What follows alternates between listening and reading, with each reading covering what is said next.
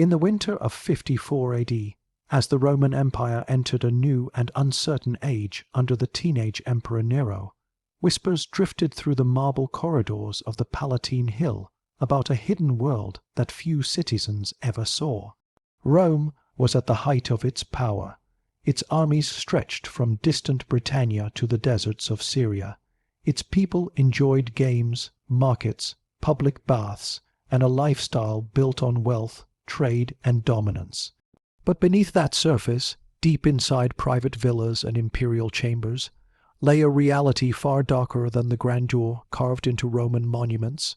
That winter marked a period when the elite of Rome perfected a practice they rarely spoke about openly, but used widely, the keeping of male concubines. These were boys, often between the ages of 10 and 17, taken from conquered regions or purchased in bustling slave markets. Their lives were decided not by fate, but by the desire of wealthy Roman men who ruled politics, commerce, and military command. While Roman laws claimed to protect free citizens and uphold strict ideas of masculinity, the same laws created loopholes that trapped enslaved boys in a system where their bodies could be taken, their identities reshaped, and their future erased.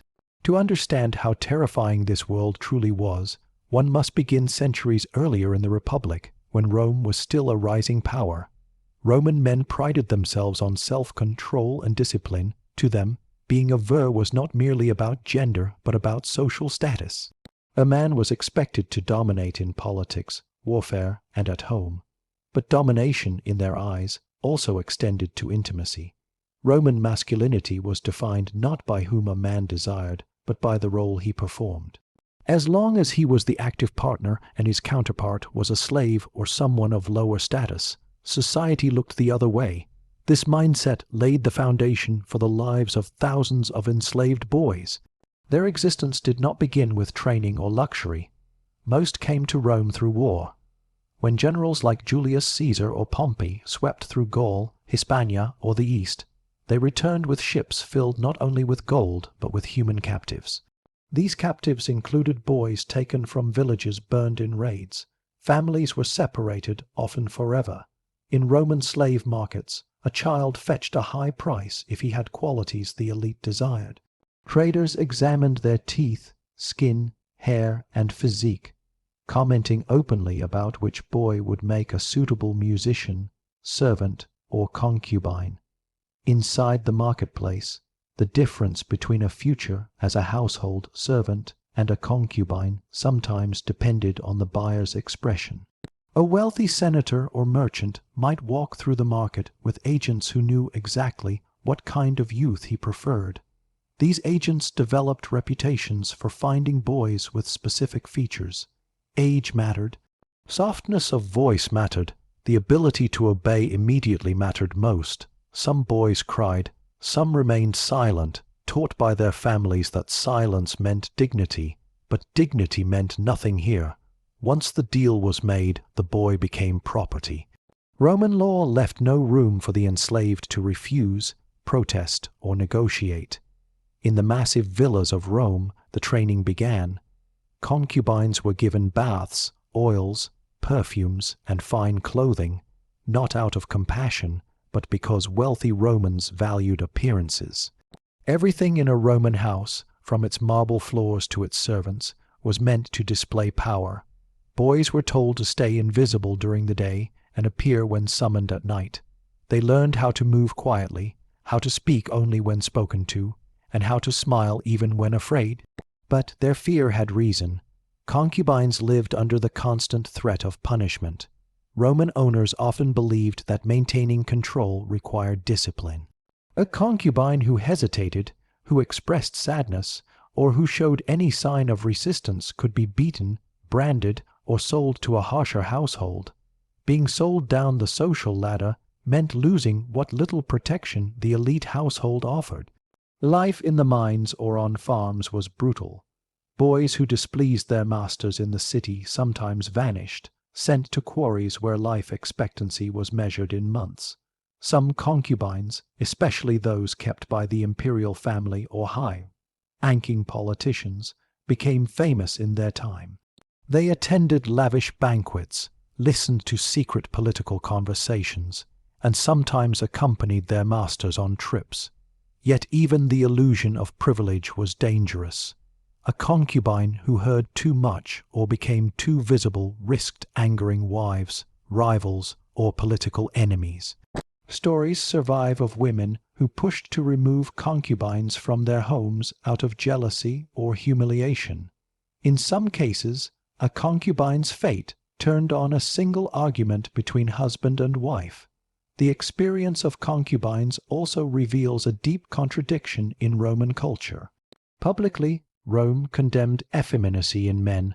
A citizen who allowed himself to be in a passive role was mocked and considered unfit for leadership. But privately, some of the most powerful men in Rome violated these very ideals.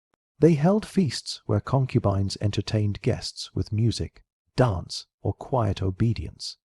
They created secret rooms within their villas designed solely for pleasure. And they used their power not only because they could, but because society allowed them to do so without consequence. Under Emperor Nero, the system grew even more frightening. Nero himself brought one of his male favorites, a young boy named Sporus, into the imperial palace. He had the boy groomed, clothed in luxurious fabrics, and treated as a wife. This was not an isolated act of madness, but a reflection of how normalized exploitation had become among the elite. Nero believed that because he was emperor, no boundary applied to him. While most Romans would never openly accept such a relationship, they also lacked the power to question the emperor. The life of Sporus shows what could happen when absolute authority collided with a society that denied enslaved youths any protection. Concubines were often forced to take on roles beyond physical intimacy. They became entertainers, spies, and symbols of their master's wealth. Their presence in a household told visitors that the owner enjoyed leisure and power. Some even appeared at public events, though always discreetly. A concubine's existence could also change with political shifts. If their master fell from power, the entire household might be seized. Concubines were considered property and could be redistributed, auctioned, or killed during violent transitions. Yet despite the secrecy surrounding their lives, Roman writers occasionally revealed details. Satirists like Juvenal mocked wealthy men for their indulgence. Historians like Suetonius described the private excesses of emperors. But these writings came from the perspective of free men. The voices of concubines themselves remain lost. No diary survives, no letter, no testimony. Their silence is perhaps the most haunting part of their story. In truth, the practice of keeping male concubines mattered in world history because it exposes the core of Roman power. The belief that hierarchy justified everything. Rome built its empire on conquest, slavery, and domination. The treatment of enslaved boys was not an accident, but a direct outcome of a society obsessed with control. When historians describe Rome as a civilization of laws, order, and discipline, they also point to a civilization that allowed the powerful to take whatever they desired without challenge. The terrifying truth about male concubines in ancient Rome is not only about what happened to them behind closed doors. It is about how a world-famous civilization, admired for its achievements in architecture, politics, and philosophy, accepted a system that erased the humanity of its most vulnerable members.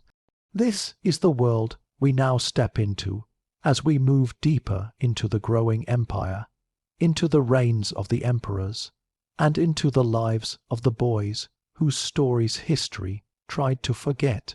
By the late 1st century AD, as the Flavian dynasty rose after the fall of Nero, the hidden world of male concubines became even more structured, shaped by legal frameworks, social expectations, and economic systems that gave Rome its power.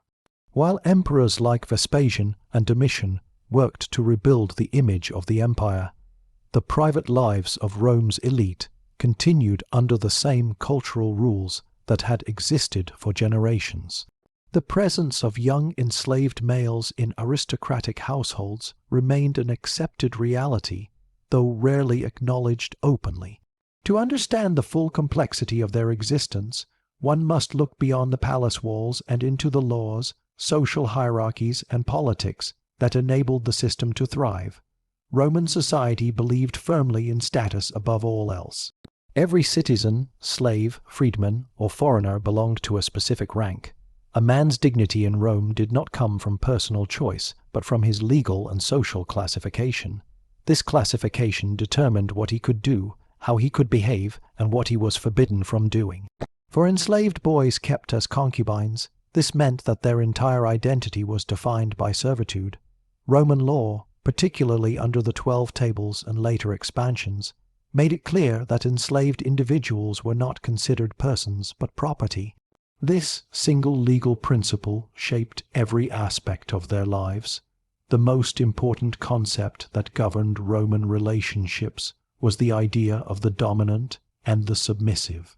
A free Roman male, regardless of his personal preferences, could not be placed in a passive position without risking accusations that he lacked gravitas or dignity.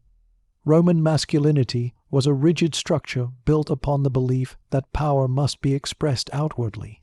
Therefore, society tolerated relationships involving enslaved males as long as the roles reflected Roman values. One partner held power, the other held none. This cultural rule protected the elite, while offering no protection at all for those at the bottom of the hierarchy. As the empire expanded, so did the supply of enslaved youths.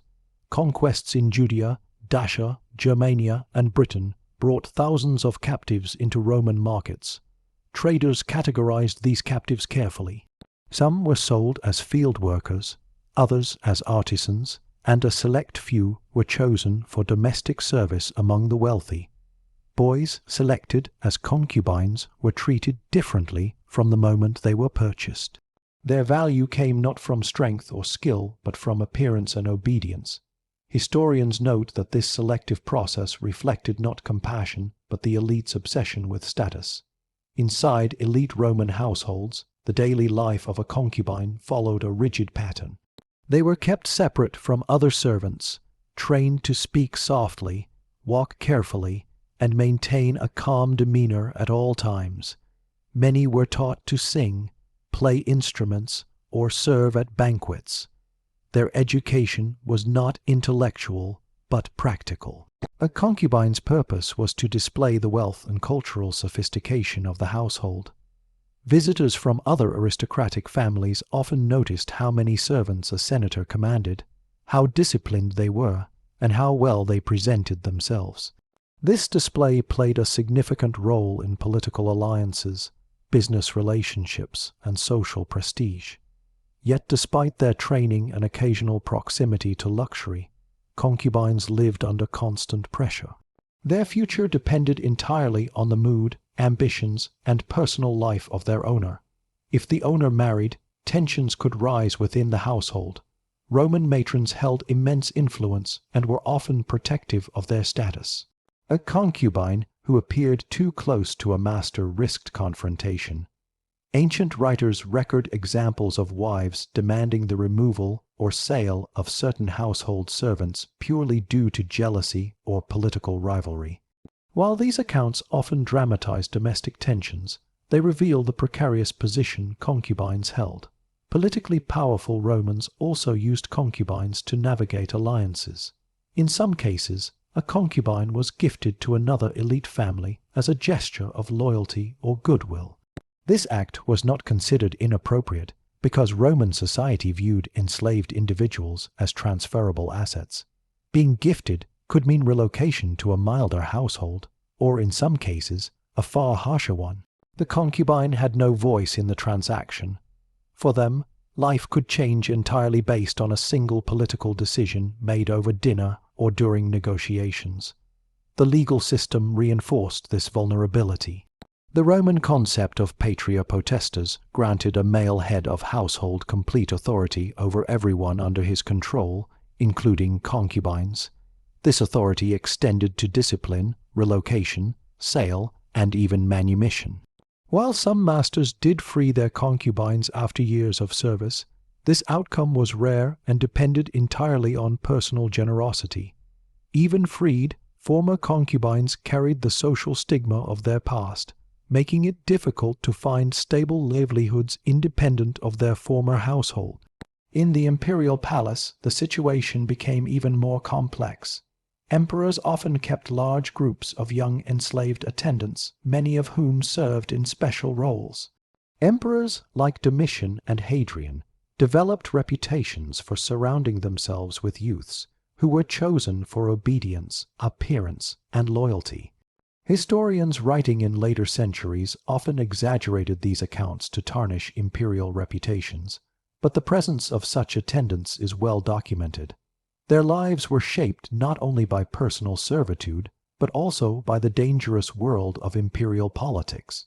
A concubine in the imperial household could witness conspiracies, overhear confidential discussions, and become associated with factions within the court. This made their position extremely unstable. If an emperor fell, many who served him were executed or sold. If a concubine was believed to have influenced imperial decisions, political enemies could target him. The imperial household was a place of immense privilege for the elite, but a place of extreme danger for enslaved youths caught in its orbit. One of the most chilling aspects of this system was the silence surrounding it. Roman literature, law, and art rarely mentioned concubines explicitly. Their presence was known but deliberately excluded from public discussion. This silence served several purposes. It allowed the elite to maintain an image of discipline and moral superiority. It prevented public criticism of practices accepted within private households, and it ensured that concubines, lacking the ability to speak for themselves, remained invisible to history. The fear and uncertainty that shaped their daily lives were not merely emotional burdens, but survival mechanisms. A concubine had to learn to read the moods of those around him, anticipate commands, and avoid any behavior that might be interpreted as resistance. Even small mistakes could result in punishment or reassignment to brutal labor environments. The mines of Sardinia, for example, were notorious for harsh conditions, and slaves sent there rarely survived long. The threat of such reassignment kept many enslaved youths obedient. Despite these dangers, some concubines became deeply integrated into the households they served. They learned family routines, observed private ceremonies, and gained insight into the lives of the elite. A few even developed bonds with other servants, creating small networks of support. But these bonds offered limited protection. At any moment, a concubine could be removed, sold, or punished based on decisions made far above his control. The existence of male concubines also reveals the contradictions within Roman ideals. Publicly, Rome celebrated honor, discipline, and civic virtue. Privately, many powerful men engaged in behaviors that contradicted these ideals. This gap between public virtue and private indulgence is a theme that appears repeatedly in Roman history. It demonstrates a culture built on hierarchy rather than equality, on power rather than compassion, and on silence rather than transparency. As the empire moved toward the 2nd century AD, the presence of concubines remained a quiet but constant feature of elite life. Their experiences continued to reflect the darker realities of Roman slavery, a system that supported the empire's economy and social structure. While emperors expanded borders and built monuments, the lives of enslaved youths remained confined to the shadows of the households that owned them. This shadowed existence forms the foundation for understanding how concubines survived, adapted, and sometimes played unexpected roles in shaping imperial decisions and household dynamics. Their stories were not recorded by historians of their time, yet their presence influenced the lives of those who ruled the ancient world.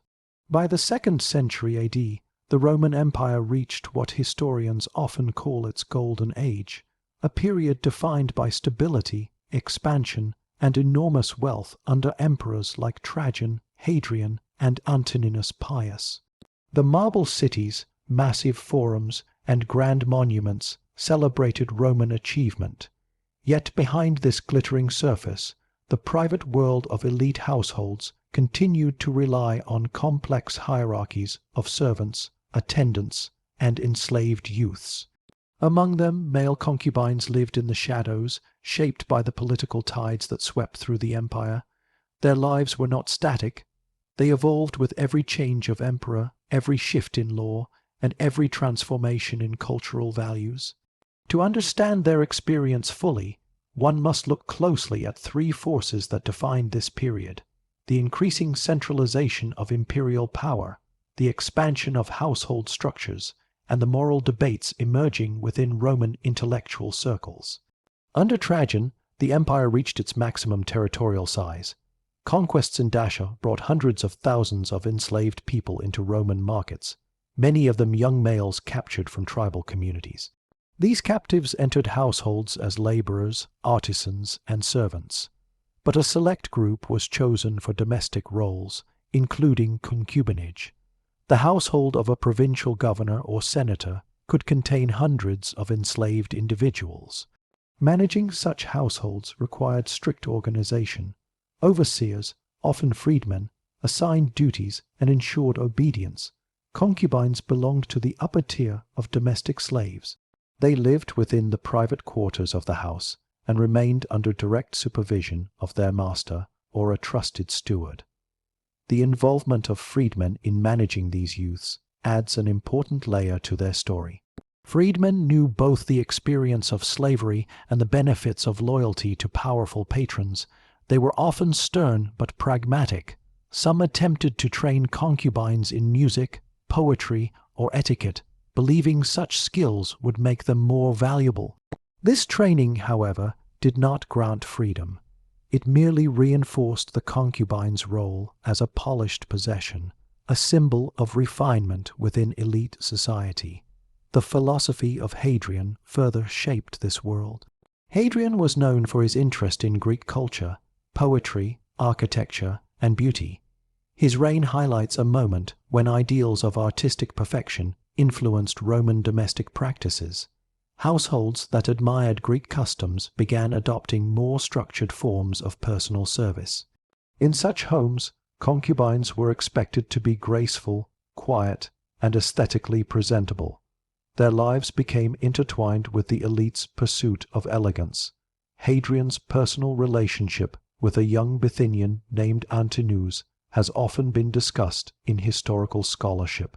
Though Antinous was not a concubine in the traditional domestic sense, his story reveals how deeply personal attachments between powerful men and young attendants could shape imperial image. When Antinous died mysteriously in the Nile, Hadrian mourned him with public monuments, temples, and a city bearing his name. This unprecedented commemoration signaled how intimate roles could affect public politics.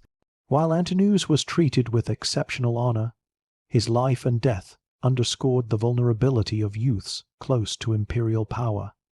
They were loved intensely, displayed proudly, yet still unable to control their destiny. What separates the concubine's experience from that of Antinous is the silence of history surrounding them. Concubines remained nameless in most records. Their impact was invisible but significant. A concubine might overhear conversations between senators, generals, or visiting diplomats. He could sense tensions within the household, predict political shifts, or recognize alliances forming behind closed doors. These youths became unintentional witnesses to some of the most important decisions in Roman history. Their knowledge was both a burden and a threat, making their position extremely precarious. Roman writers of this period occasionally addressed the moral environment of private households. Philosophers like Seneca and Plutarch emphasized self-control, dignity, and moderation. Their writings indirectly criticized the excesses of luxury, including the overindulgence of elite families in personal pleasures. While they seldom mentioned concubines directly, their commentary on household discipline, moral behavior, and the treatment of servants reveals the tension between public virtue and private practice. This moral tension intensified under emperors who struggled with self-restraint. Commodus, for example, transformed the imperial palace into a place of spectacle and indulgence. Ancient writers describe a chaotic court filled with entertainers, attendants, and personal favorites. Although these accounts are often exaggerated, they reflect the growing concern about the erosion of traditional Roman values. Under such emperors, the lives of concubines became even more unstable. They could be elevated briefly to a position of favoritism, or cast aside when political winds shifted or when new attendants entered the palace. As household structures expanded, concubines developed distinct roles. Some served as cupbearers at feasts, moving silently through candlelit dining rooms where senators debated military campaigns or alliances. Others performed music, reciting poetry during late-night gatherings. The most trusted concubines remained within private chambers, tending to the personal needs of their master and being present during intimate discussions. Their training ensured they understood the unspoken rule of elite households: absolute silence. Yet silence did not protect them from suspicion. Wives or rivals might accuse concubines of influencing household decisions, even if they had no real power. Such accusations could lead to punishment, removal, or reassignment to harsher labor. The greatest danger came during political turmoil. When emperors were assassinated or overthrown, their attendants often suffered immediate and severe consequences. Households were purged to remove anyone associated with the previous regime. Concubines who had served closely risked execution or sale to distant estates. One of the most overlooked aspects of their lives was their transition into adulthood. Concubinage was closely tied to youth. Once a concubine reached physical maturity, or lost the qualities that made him desirable within elite expectations, his role shifted dramatically. Some were sent to work in administrative positions within the household.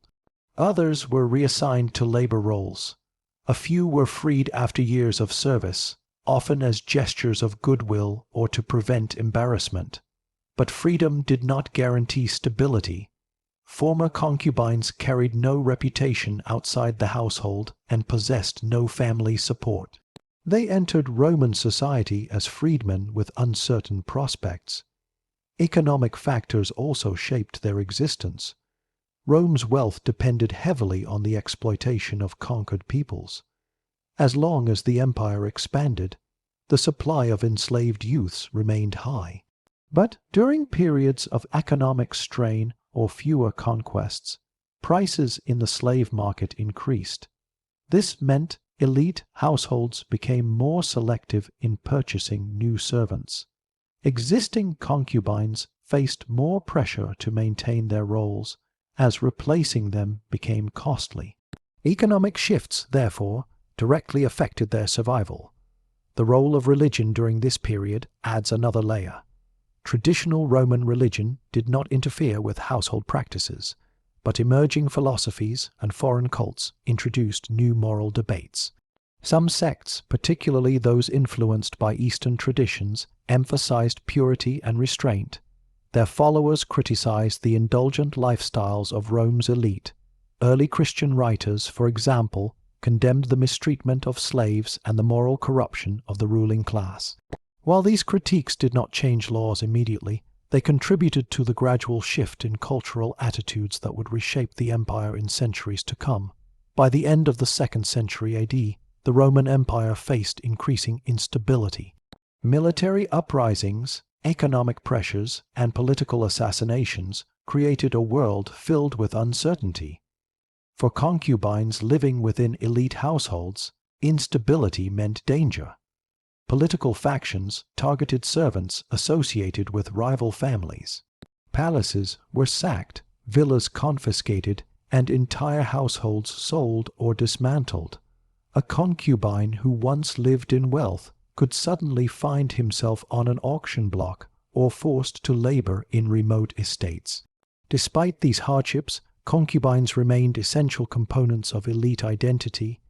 Their presence served as evidence of wealth, leisure, and power. They reminded visitors that the household commanded not only political influence but cultural sophistication. For the elites, concubines were living symbols of Rome's dominance. For the concubines themselves, this symbolism was a prison made of silence, obedience, and fear. As we move forward into the 3rd century, the empire would face deeper crises, and with them, the lives of concubines would shift again. Their roles, dangers, and fragile existence would be shaped by civil wars, reforms, and the eventual transformation of Roman society. By the 3rd century AD, the Roman Empire entered one of the most turbulent periods in its history. Emperors rose and fell with such speed that historians later called it the crisis of the 3rd century. Civil wars raged across provinces, border defenses collapsed under barbarian pressure, and inflation devastated the economy. Roads once used for trade became pathways for marching armies, and the unity that had sustained Rome for centuries began to fracture. In this world of chaos, the lives of male concubines took on new forms of instability. Their fate no longer depended solely on the whims of a single household, but on the violent shifts of the empire itself. Households that once enjoyed wealth and security found themselves threatened by military coups, assassinations, and invasions. The elite could not predict whether their emperor would survive the next season. This uncertainty rippled through every level of domestic life. Concubines who served powerful men faced the constant risk of being swept away when their masters lost political favor. In Rome, the fall of a statesman often led to the purging of his household. Servants were interrogated, tortured for information, or sold to distant estates. Concubines who lived close to their master, emotionally or socially, became targets because new rulers feared their knowledge or influence. During this era, the Roman army emerged as the true power behind the throne. Generals were declared emperor by their troops in frontier camps, leading to rapid changes in leadership. As soldiers became kingmakers, the culture of the empire shifted toward militarization. This shift affected concubines indirectly. Military leaders were less invested in domestic luxury and more concerned with securing loyalty within their ranks.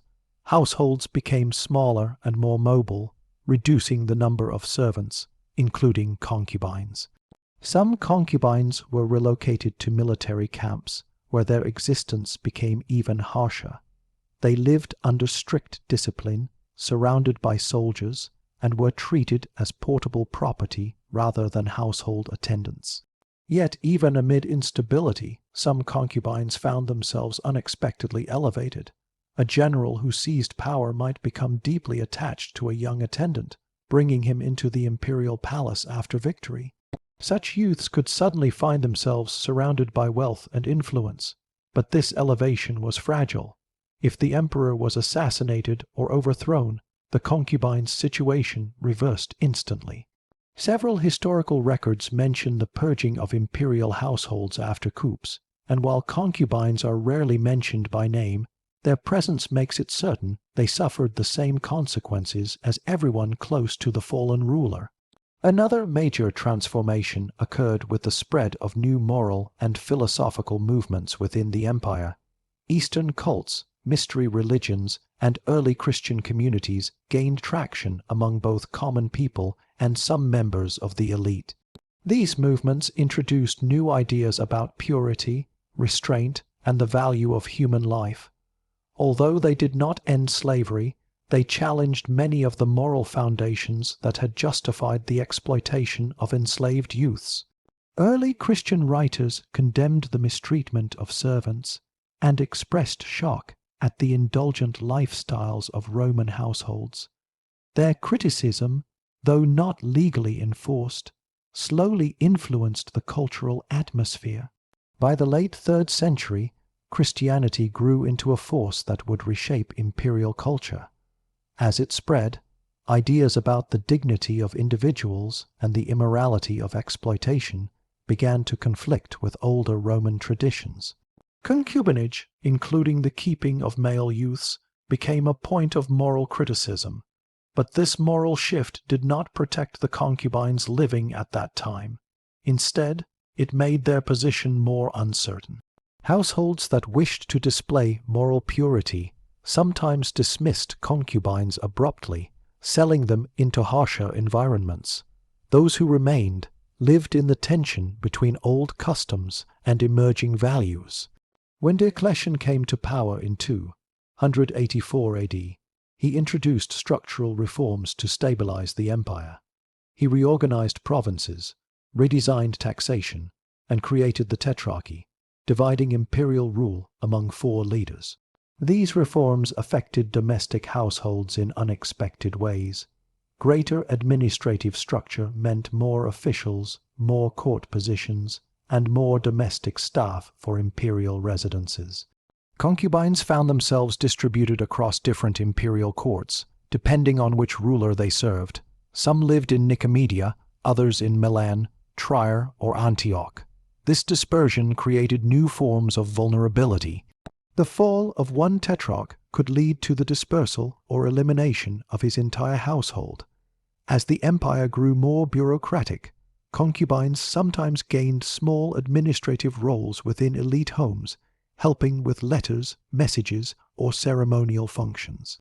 This shift was not due to compassion but practicality. Educated servants were valuable, and some concubines who aged out of their youthful roles were repurposed for tasks that required literacy or discretion. Yet even these improved roles offered no legal protection.